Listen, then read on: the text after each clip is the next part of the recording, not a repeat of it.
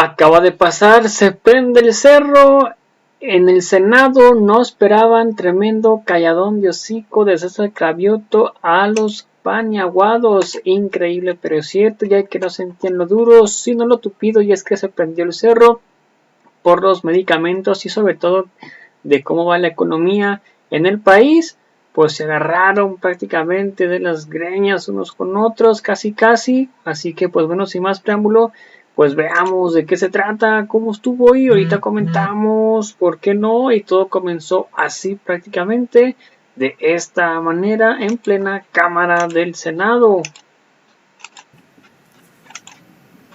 Hace falta recordar que el INEGI es un órgano constitucionalmente autónomo, que está creado por mandato del artículo 26 y que en el apartado B señala que los datos que se reflejen a partir de sus estudios son obligatorios para todos los entes del Estado mexicano. No sé cómo se atreven a desafiar una verdad irrefutable. Los ingresos de las familias en todo el territorio nacional se han incrementado con la Cuarta Transformación. Y esos datos no mienten, se levantaron con más de 100,000 encuestas en viviendas a lo largo y ancho de la República. En otro tiempo, tuvimos como nación una época de crecimiento y prosperidad. Le llamaron el milagro mexicano, entre 1958 y 1970. Y lo que se logró en esa docena es que el incremento de los salarios y de los beneficios para los trabajadores y para los mexicanos en general, para todas las familias, fuera superior a la inflación. Estamos en el rumbo para un nuevo milagro mexicano. El crecimiento que tiene ahora los ingresos para los deciles con mayores dificultades, con interseccionalidades, con problemas estructurales, no miente. Y con 2 o 3 décadas de la Cuarta Transformación, porque las vamos a tener, vamos a lograr transformar la realidad para millones y millones de connacionales. Todos los estados se han beneficiado. Desde Chiapas, Oaxaca y el estado de Guerrero, que antes recibían migajas y ahora son prioritarios para el gobierno de la República, hasta las entidades más desarrolladas en el norte del país. Nuevamente una recomendación de lectura. Thomas Piketty, Premio Nobel de Economía. Dice, hablando de las pensiones, tal vez haya llegado el momento de abandonar la vieja idea de que la reducción de las desigualdades es tarea del impuesto sobre la renta, mientras que el sistema de pensiones debería simplemente reproducirlas. Esta es una crítica a la desigualdad de los ingresos y a la desigualdad en las pensiones.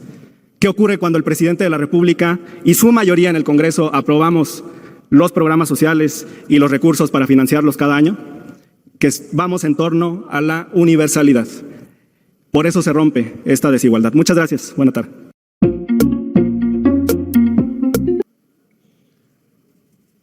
No podemos discutir que hay un incremento económico en los programas sociales que se han apoyado y se han constitucionalizado en este Senado de la República y por distintos partidos. El Grupo Plural, como Xóchitl Gálvez, ha apoyado la pensión para los adultos mayores y todos los programas sociales. Los hemos constitucionalizado todos.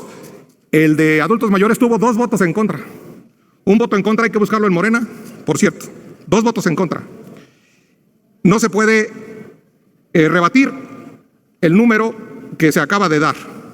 Lo que ponemos en duda es el desempeño y evaluar el desempeño de esos programas sociales. Evaluar cuánta libertad y cuánta movilidad tienen la pobreza en este país, cuántos mexicanos efectivamente salen de su pobreza patrimonial o de capacidades, cuántos se elevan en el rango social, cuántos se liberan incluso del asistencialismo electoral que tienen muchos programas sociales. También no podemos y debemos reconocer la dirección correcta en el mundo laboral, la libertad sindical, el aumento al salario. Eso hay que presumirlo y eso hay que decirlo y ahí no se puede rebatir eso. Y siempre lo hemos aprobado, lo hemos apoyado Y aquí, en el Senado, se ha aprobado. Pero debemos decir que los oligarcas del país, que los machuchones, para ponerlo, son más ricos en este sexenio que en el de Peña Nieto, que en el de Calderón o que en el de Fox. Sin duda. Y eso también lo dice INEGI. Y si quieren, a las pruebas de los números nos remitimos. Por eso aparto la segunda parte de mi intervención. Y el dólar no está fuerte porque se hayan hecho cosas aquí. El dólar no está fuerte porque el gobierno apostó a un dólar fuerte. El dólar está fuerte por temas macroeconómicos. El dólar y el peso está a 16, a 17, pero ustedes lo pusieron en los criterios de política económica hace un año a 20. Le apostaban al 20. Vamos a ver si le vuelven a apostar el día 8 de septiembre que presentan los criterios de política económica. Vamos a ver si es cierto y lo ponen a 16. A ver si es cierto que lo pongan a como está ahorita en los criterios de política el 8 de septiembre. Entonces, lo que debemos ver, y quiero que me rebatan, es cuánto inversión extranjera directa hay de particulares a particulares. Esa ha crecido. Muy bien. ¿Y cuánta inversión extranjera directa, no de particulares a particulares, sino inversión extranjera a bonos gubernamentales, a CETES, a Pemex? Esa es donde se mide la confianza del gobierno y esa ha bajado y ha estado por los suelos. Inversión extranjera a bonos gubernamentales. Vengan a esta tribuna y díganme que hay confianza en el gobierno y que los bonos gubernamentales han subido. No, por supuesto que Tesla traiga Tesla a Nuevo León, pues ese es un asunto entre particulares. Que Tesla invierta en CETES, es así, me callarían la boca. No hay una mayor y mejor distribución del gasto. Los ricos, los machuchones, van y cruzan el Palacio Nacional y son el consejo asesor del presidente. Esos ricos ni los tocan con el pétalo de una rosa, no se vayan a enojar, los defienden en las mañaneras y esos ricos son más ricos que con Fox, que con Calderón, que con Peña Nieto. Más neoliberales, más lana para los ricos, los oligarcas felices, y esos no los han tocado ni con el pétalo de una rosa. Muchas gracias, señor senador. De nada, señor presidente. En uso de la... De verdad que son una vergüenza y para acabarla tienen una mayoría, porque ¿cómo se atreven a poner en la agenda política la disminución de la desigualdad cuando no es cierto? ¿Por qué no se atreven a hablar de lo que de verdad es cierto? Lo que es cierto es que están matando a los mexicanos en la calle, pero no se atreven a ponerlo aquí y la mesa directiva no se atreve a tener los pantalones para hablar de los temas que sí le preocupan a los mexicanos. ¿De verdad ustedes creen que han disminuido la desigualdad? ¿Qué no leen? Pónganse a leer, de verdad, no hace mal. Miren, vamos con datos ciertos. Más allá de mi intención de hablar en términos políticos, vamos a hablar de las cifras de su propio gobierno, ese que es verdaderamente corrupto e ineficiente. ¿Qué dice el secretariado ejecutivo? Que con su gobierno miserable se han asesinado a más de 158,000 personas. Eso es su transformación. Hablan aquí de humanismo, no tienen límites. La comisión de búsqueda de su propio gobierno dice que han desaparecido más de 43,000 personas. Eso es Morena. Con su propio gobierno, ¿saben cuántos pobres han generado? Porque eso sí, no saben generar riqueza. No saben generar inteligencia y capacidad ni prosperidad. Lo que ustedes en Morena saben es generar pobres. Según el Coneval, 3.8 millones de nuevos pobres, señores de Morena. JP Morgan dice que en América Latina hemos pasado del 5º lugar al lugar número 11 para invertir. Pasamos del 5º al 11. Pues claro, ¿quién va a querer venir a invertir en México si en Morena, a mano alzada, destrozan las inversiones? ¿Por qué no hay empleo? Pues porque ustedes no generan certeza legal. ¿Qué no se dan cuenta? Viven en el privilegio, están asquerosamente millonarios y no saben lo que está sufriendo el pueblo de México. La Secretaría de Hacienda, señoras y señores de Morena, dice que este gobierno miserable y corrupto se ha endeudado con 11 billones de pesos, con B de burros. 11 billones de pesos. Este gobierno que prometió que no se iban a endeudar, eso están dejando como herencia. ¿Transformación? ¿Cuál? ¿Transformación de muertes? ¿De pobreza? ¿De endeudamiento? Miren, el Coneval dice que 1.200.000 niños no van a estar en el ciclo escolar 2022-2023. ¿No les duele? ¿De verdad? ¿No se sienten mal? ¿No sienten que han pasado a la historia lastimando a las mujeres, lastimando a los niños, lastimando a los migrantes, lastimando a quienes menos tienen? Porque es una realidad. Dice su agenda crecimiento económico.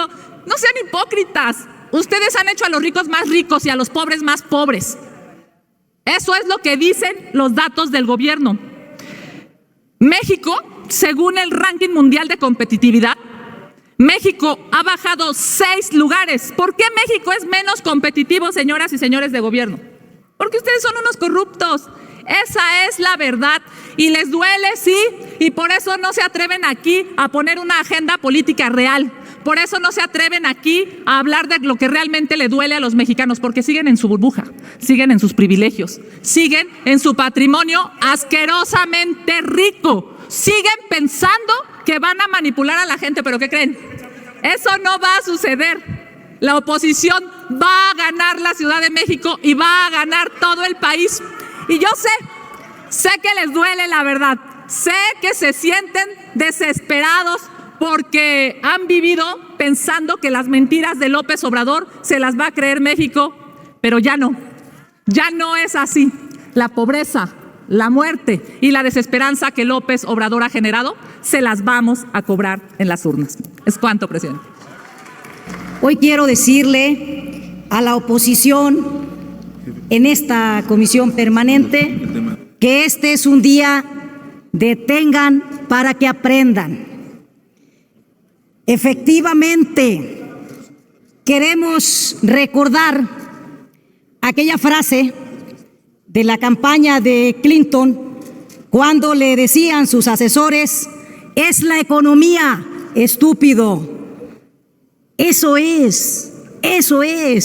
Mientras la oposición siga solo criticando y odiando, no se van a dar cuenta de que la economía mexicana tiene uno de los mejores desempeños en América Latina y en el mundo. Y ahí están los indicadores, y el primero, que ya se comentó también aquí, de que efectivamente viene el mes que entra los criterios de política económica, pero ya se puede decir que la economía en el 2023 va a crecer al 3%, porque este trimestre que acaba de terminar creció en 3.6%, cuando el promedio de del modelo neoliberal fue siempre un máximo de 2.5%. Lleva 10 bimestres consecutivos creciendo la economía mexicana. El empleo formal, no el informal, también ha aumentado 29 meses consecutivos. La inversión privada aumentó 3.3% en este segundo bimestre.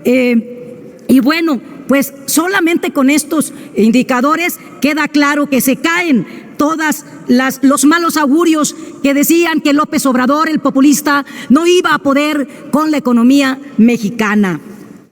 La deuda, por supuesto, se mantiene en un 45.8% del PIB. Y solamente para una referencia, el Banco Interamericano de Desarrollo sugiere reducir su deuda a los países en proporción del PIB, la cual está en un promedio del 70%, pues fíjense que la mexicana está en un rango menor al que está sugiriendo el Banco Interamericano de Desarrollo. Por supuesto que la recaudación tributaria también creció en más del 4%. El ingreso promedio de todos los hogares en el país subió el 11%, y así podemos seguir mencionando indicadores de carácter económico muy positivos para el país. ¿Qué decir de los casi 2 billones de pesos que hemos recuperado gracias al combate a la corrupción? Por eso se han podido dedicar más de 600,000 millones de pesos al año en programas sociales para el bienestar. ¿Quieren más? Les pregunto, ¿quieren más?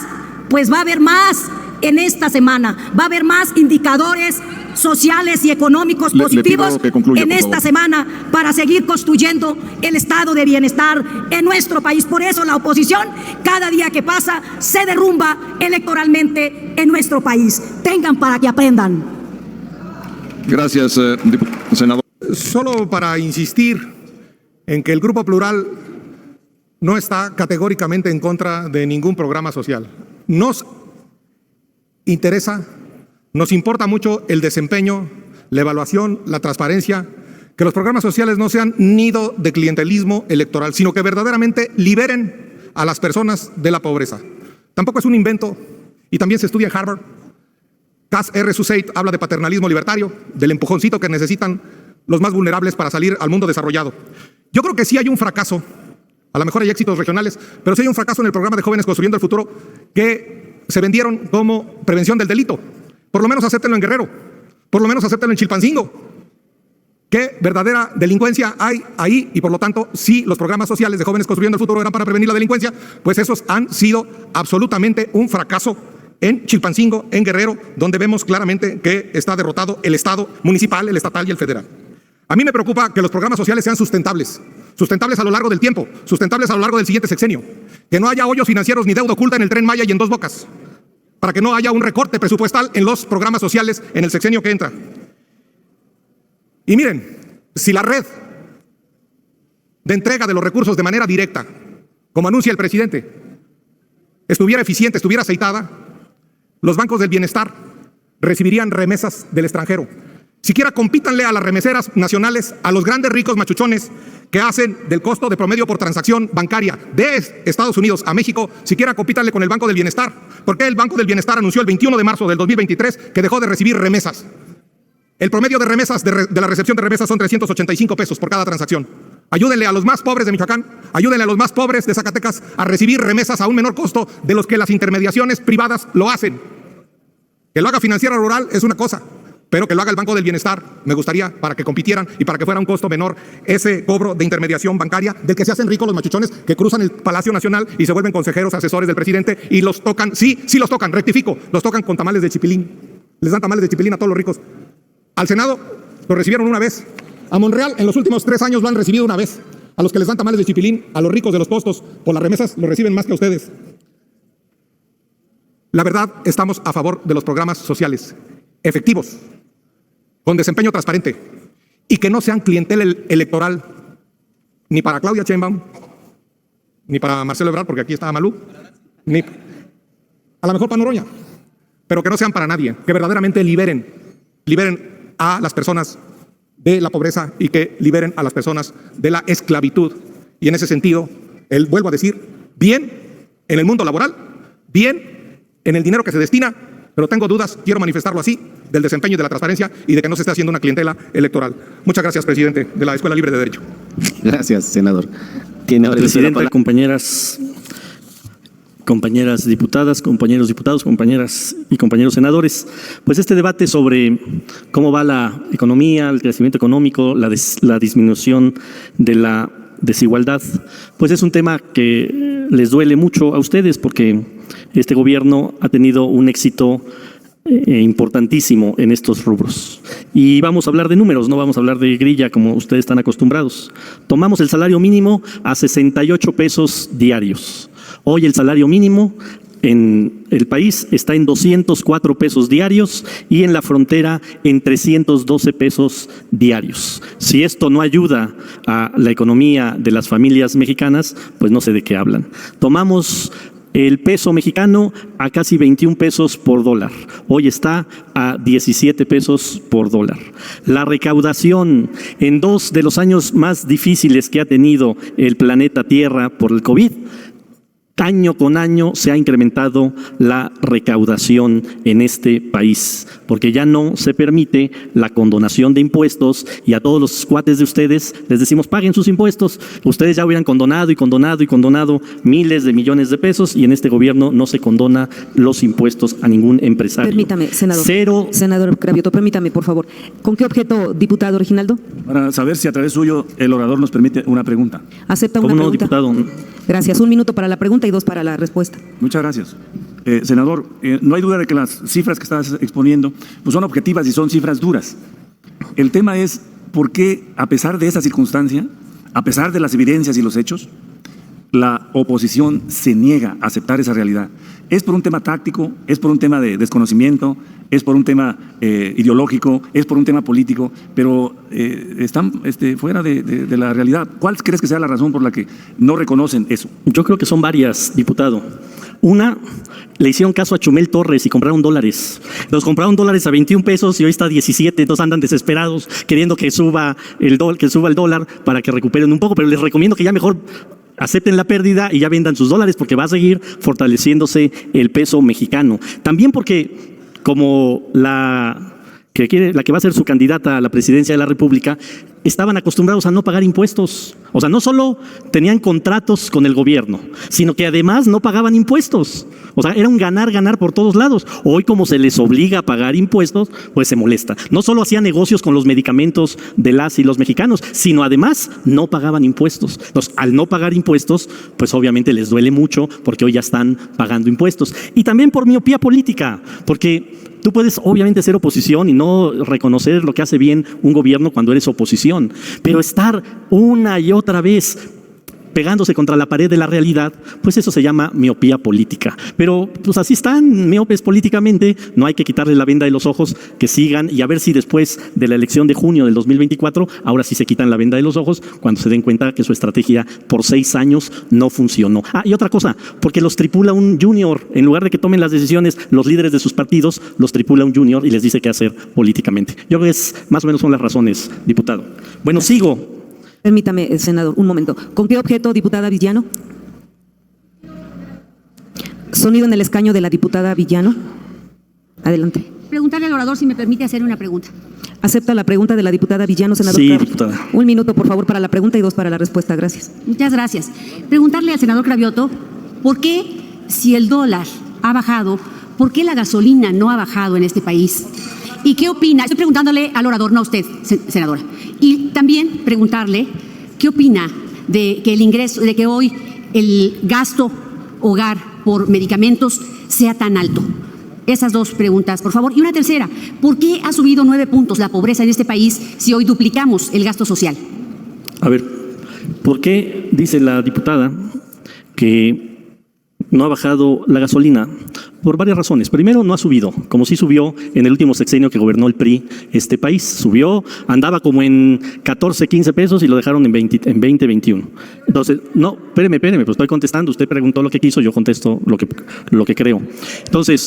Entonces, no ha bajado la gasolina, pero no ha subido la gasolina, y eso es muy importante. Hay una guerra en el mundo, en países importantes que producen petróleo, que producen gasolina, que producen gas, y eso ha hecho que en otros países se haya disparado el costo de la gasolina. En México se ha mantenido y es un logro de este gobierno, porque sin los problemas que hubo de COVID, de guerras, con el último gobierno priista subió tanto la gasolina, hoy con todos los problemas de COVID y de guerra, el que se haya mantenido la gasolina es una gran ventaja. Pero también ustedes con su reforma energética nos dejaron esta variación en los precios. Si no nos hubieran dejado ese mecanismo, el gobierno podría fijar un precio de la gasolina, pero eso fue parte de su reforma energética que ustedes hicieron y que ya nos dejaron sembrado. Por eso. Después, usted dice que ha subido 9 puntos la pobreza. No, diputada. Está totalmente equivocada. La pobreza en este país ha bajado a pesar, insisto, de 2 años muy complicados por COVID. Si ustedes estuvieran gobernando y toco madera, bueno, ya se hubiera ido la pobreza, hubiera aumentado 40%. Y lo de los medicamentos es un tema que estamos ajustando, porque les quitamos los negocios a muchos políticos de ustedes que tenían el control de las medicinas y se está ajustando, pero va a cumplir su promesa el presidente López Obrador y va a dejar un sistema de salud y de medicamentos muy distinto a como lo encontramos por los malos gobiernos panistas y priistas que tuvimos. Gracias por su pregunta, diputada. Sigo, ¿verdad? Continúe, por Gracias. favor. Bueno, también dentro de los números duros hay un récord en el número de inscritos en el IMSS y eso es un dato duro. Tenemos, a pesar de que se vino la pandemia, tenemos una inflación controlada. Hay países con economías más fuertes que no han controlado su inflación como la ha controlado este gobierno. Y ahora, además, por las buenas finanzas públicas, podemos comprar refinerías en Estados Unidos. Lo que ustedes dejaron que se chatarrizara las refinerías mexicanas, este gobierno hizo una nueva, reparó todas las refinerías y además compró una refinería nueva en Estados Unidos. Y hasta las plantas de Iberdrola, estas plantas que igual Felipe Calderón metió a México, este gobierno se las compró. Entonces, no solo aprendan a hacer política como el presidente López Obrador, ojalá aprendieran a llevar económicamente este país como el presidente López Obrador. Muchas gracias. Gracias, senador. El senador ha utilizado el tiempo cedido por el Grupo Parlamentario del Partido Verde Ecologista de México. Antes de dar la palabra al siguiente orador, quiero informar a esta honorable asamblea que tenemos... Bueno, pues ahí está ustedes prácticamente el mismísimo Cravioto poniendo un calladón de hocico a esta senadora que se cree muy diva, muy buchona, pero ahí está. ¿Ustedes quién crees que ganó el debate? Si Morena, la bancada de Morena o la bancada del PRIAN. Dejen sus mensajes ahí en la caja de comentarios, donde prácticamente no sentían lo duro sino lo tupido, con el mismísimo César Cravioto, donde pues sí, se ha mantenido una muy buena economía en este último trimestre, creció prácticamente 3.6%, lo que no pasaba por nada del mundo con los prianistas. Y más aparte de que, den en cuenta que por cada 100 pesos que se gana, se tienen que ir como 42 o de 42 a 46 pesos ahí a deuda externa, pues con esos 50 y tantos pesos por cada 100, pues básicamente se ha logrado mantener los programas sociales, se aumentaron, las refinerías prácticamente se remodelaron, todas las que había, se compró una, se está haciendo otra, el Tren Maya, el Tren Transísmico, el aeropuerto, Felipe Ángeles o el otro aeropuerto allá en Tulum, todas las repavimentaciones que se están haciendo en los estados más pobres, y pues ahí está prácticamente los resultados. No sé qué más quieren, así que veamos cómo va la encuesta hasta el momento. Recuerden que la encuesta es vía Facebook, a ver qué nos dice prácticamente la gente al respecto, y así está.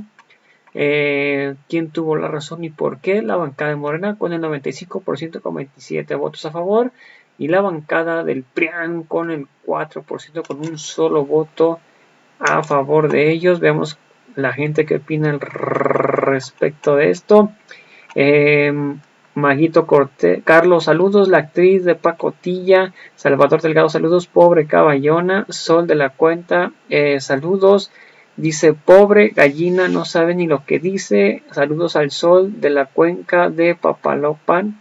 Leopardo Gota González, de verdad, alguien, gobierno de la 4T, movimiento morenista, ha matado a 150,000, desapareció 40,000, incongruencia a más no poder.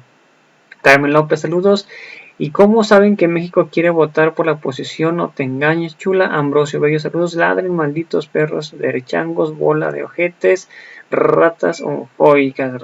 Ambrosio Bello, saludos. Sí, Yolanda, ojetes, ratas homofóbicas, asesinos y son minoría. Ambrosio Bello sigue comentando, en el sexenio tenemos que presumir las grandes obras de nuestro presidente sin endeudar al país. Voto masivo para Morena, reelección para mi presidente. Patriota Guzmán, saludos. Quien miente, todo lo que hablas es lo que son, lo que han hecho el PRIAN, me sé, ya sabemos todo lo que hacen. Ambrosio, saludos. AMLO el magnífico, el indestructible, completamente de acuerdo, mi Ambrosio. Víctor Mera, saludos. Cuéntalos bien y de uno por uno.